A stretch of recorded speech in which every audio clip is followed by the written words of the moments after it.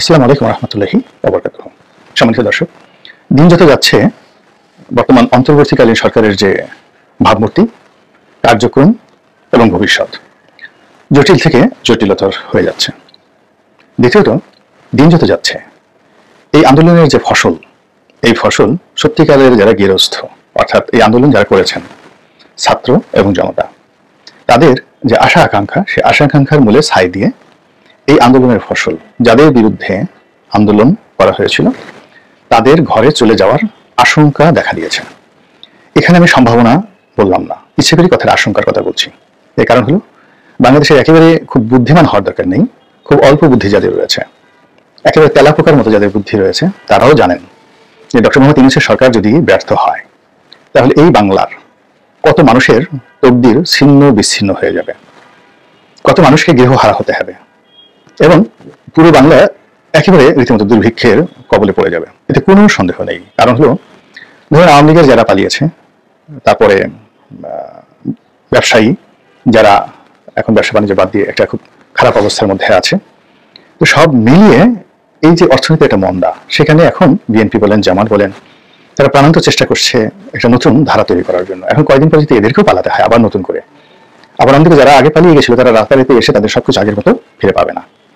ফলে কি হলো, পুরো অর্থনীতিতে একটা দুর্ভিক্ষ দেখা একেবারে অনিবার্য হয়ে পড়বে। তো এইরকম একটি বাস্তবতা, এই বাস্তবতায় প্রতিদিনই আমাদের জাতীয় রাজনীতি, আমাদের অর্থনীতি, আমাদের বিপদ বিপত্তি, আমাদের সম্ভাবনা নাই বললেই চলে, এগুলো সবই জটিল থেকে জটিলতর হচ্ছে। আপনি সকালবেলা একটা কথা বললেন যে আপনি জামাতের পক্ষে একটা কথা বললেন সকালে, বিকেলবেলা দেখা গেল সেই কথাটা আপনি জামাতের পক্ষে বলতে পারলেন না। কেন পারলেন না? এই কারণে হলো জামাতই তার মোটর চেঞ্জ করে ফেলছে। যেমন ধরুন, জামাত আনকন্ডিশনালি এই সরকারকে সাপোর্ট দিয়ে আসছিলেন, জামাতের আমির। কিন্তু এই যে রিসেন্টলি একটা যে বৈঠক হলো, জাতীয় ঐক্যের বৈঠক হলো, তিনি সেই বৈঠকের পর কি হলো হঠাৎ করে বললেন যে অতি দ্রুত নির্বাচন দিন, যত সম্ভব দ্রুত নির্বাচন দিন। এটা কিন্তু জামাতের আমিরের বলার কথা নয়। তো কাজেই জামাত সম্পর্কে আপনি যে আগে কথা বলতেন যে তারা সরকারকে অনন্তকাল ক্ষমতায় রাখতে চায় বা তারা সরকারের মিত্র, দীর্ঘদিন সরকার ক্ষমতায় থাকলে জামাত লাভবান হবে, এখন সেই কথাটা আজকে আপনি বলতে পারবেন না, বিকজ জামাতের আমির তার কথা চেঞ্জ করে ফেলেছেন। বিএনপির একই অবস্থা, তারেক রহমান সাহেব বললেন যে সরকারকে সহযোগিতা করবেন, তারপরে মির্জা ফখরুল সাহেব বললেন যে না, সরকারকে যৌক্তিক সময় দেওয়া হবে। এখন তারা যে কথাগুলো বলছেন আগের কথার সম্পূর্ণ ব্যতিক্রম। কাজে আমি এজ এ ক্রিটিক হিসেবে আমি এই বিষয়গুলো নিয়ে যখন আলোচনা করি, সমালোচনা করি কিংবা বিশ্লেষণ করি, তখন আমাকে তো ডে টু ডে বা মানে প্রতিদিনের যে ঘটনা সেটাকে বিশ্লেষণ করতে হয়। আমি তো একটা জায়গাতে স্থির থাকতে পারছি না। এখানে অনেক হয়তো যারা দর্শক রয়েছেন, বিশেষ করে যারা তরুণ, একেবারে তরুণ, তারা অনেক সময় বিরক্ত হন যে এই ভদ্রলোক সকালে কথা বলে, বিকেলে কথা বলে, এর আজ সকালে মন্ত্রী বানায়, বিকেলের মন্ত্রিত্ব নিয়ে নেয়, আবার একে মানে প্রধানমন্ত্রী বানায়, এরকম নানা রকম। এর কি কোনো কাজ নেই? একে থামাও, এর কি কোনো লোকজন নেই? কেউ হয়তো বলছেন যে আপনার মানসিক ভারসাম্যহীনতা দেখা দিয়েছে, তাড়াতাড়ি যান, কোথাও গিয়ে একটু চিকিৎসা করে আসেন। কেউ হয়তো দেখা যাচ্ছে যে বলছেন যে আমি অনেক সময় অনেকের যে কেটে বলে নেতিবাচক বিষয় নিয়ে আলোচনা করি, এটি অনেক সময় আপনাদের কাছে কারো কাছে অ্যালার্জি বলে মনে হতে পারে। এই জন্য অনেকে আমাকে অ্যালার্জি চিকিৎসা নেওয়ার কথা বলছেন এবং শীতকালে। একটা জিনিস বোঝার চেষ্টা করুন জনাব এবং জানাবা, সেটা হলো তেল দিতে হবে এবং কোনো একটা দলের সঙ্গে লেগে থাকতে হবে। এটা তো সহজ কাজ। আওয়ামী লীগের যদি 35% জনগোষ্ঠী ধরেন, গড়ে 6 কোটি মানুষ তো আওয়ামী লীগ করছে, তারা তো সারাদিন রাত আওয়ামী লীগের কথা বলছে। আমার তো আওয়ামী লীগের কথা বলার জন্য দরকার নেই, 6 কোটি লোক আছে।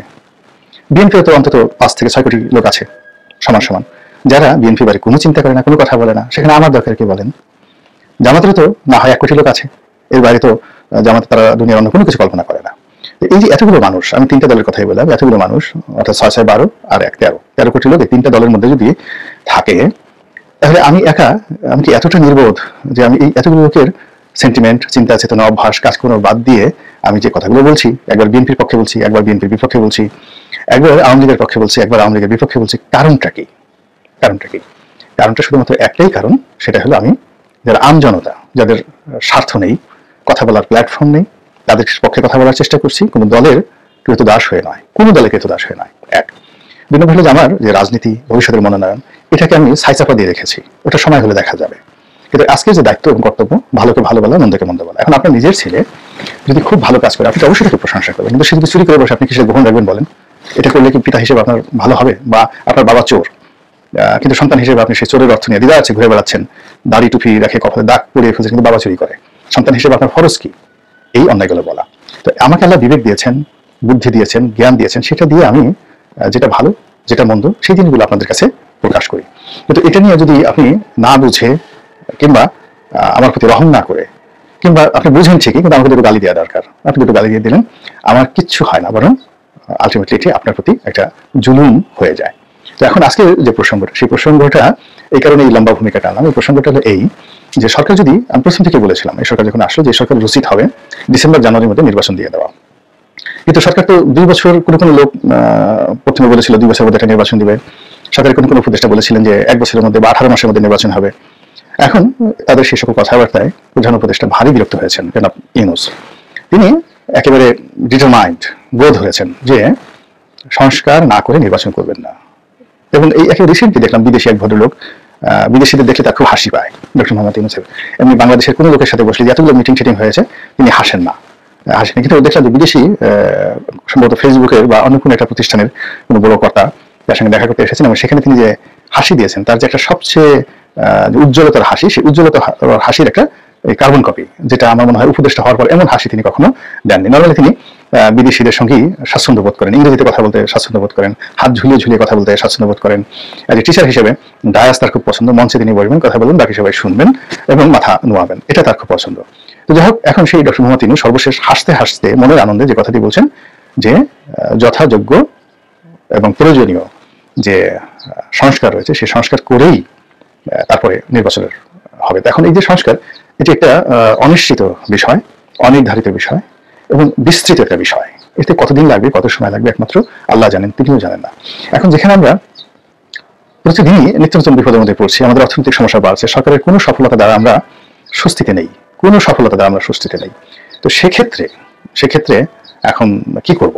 সেক্ষেত্রে আমরা এই যে ভদ্রলোক যেটা বললেন যে সংস্কারের পরে নির্বাচন কিছু, আর যেটি হচ্ছে সেটি হলো যে ওনার যে রাজনৈতিক সহযোগী, সেই রাজনৈতিক সহযোগী হলো জাতীয় পার্টি।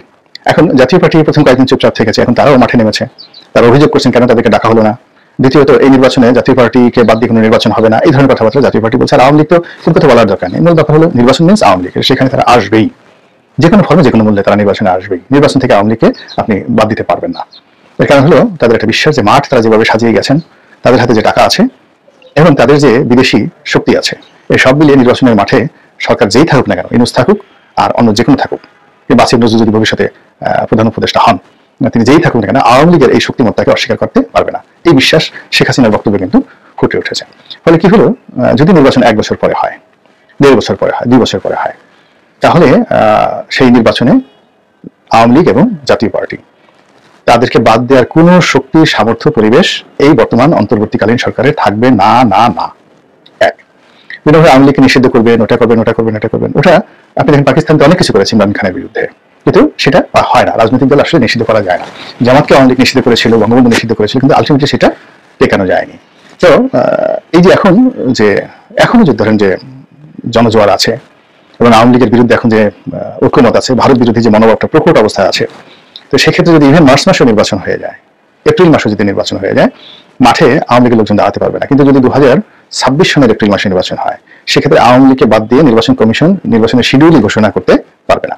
তো এই যে একটা জটিল থেকে জটিলতার অবস্থার মধ্যে আমরা যাচ্ছি, তো সেখানে রাজনৈতিক দল, যারা স্টেক হোল্ডার, যারা ভোটার, তারা আতঙ্কগ্রস্ত, যারা সাধারণ মানুষ তারা বিভ্রান্ত। কিন্তু অন্যদিকে যারা এই সংস্কার করবেন, তারপরে এই অন্তর্বর্তীকালীন সরকারের উপদেষ্টা বা প্রধান উপদেষ্টা হয়েছেন, তারা সমন্বয়ক যারা আছেন, যারা ক্ষমতার স্বাদ পেয়েছেন, তারা এই ক্ষমতাটাকে প্রলম্বিত করার জন্য যে ম্যাটিকুলাস ফর্মুলা দরকার, সেই ম্যাটিকুলাস ফর্মুলা তারা অনুসরণ না করে তারা ঠিক সেই 111 সরকারের মতো যে সকল কর্মকাণ্ড করার চেষ্টা করছেন, তাতে করে তাদের যে রাজনৈতিক ভবিষ্যৎ, সেই ভবিষ্যৎ এবং তাদের যে শাসনতান্ত্রিক ভবিষ্যৎ এবং নিজেদের ব্যক্তিগত এবং সামাজিক যে ভবিষ্যৎ, সবকিছুই ঝুঁকির মধ্যে পড়ে যাচ্ছে। আল্লাহ আমাদের সবাইকে হেদায়েত দান করুন এবং হেফাজত করুন। আসসালামু আলাইকুম ওয়া রাহমাতুল্লাহি ওয়া বারাকাতুহু।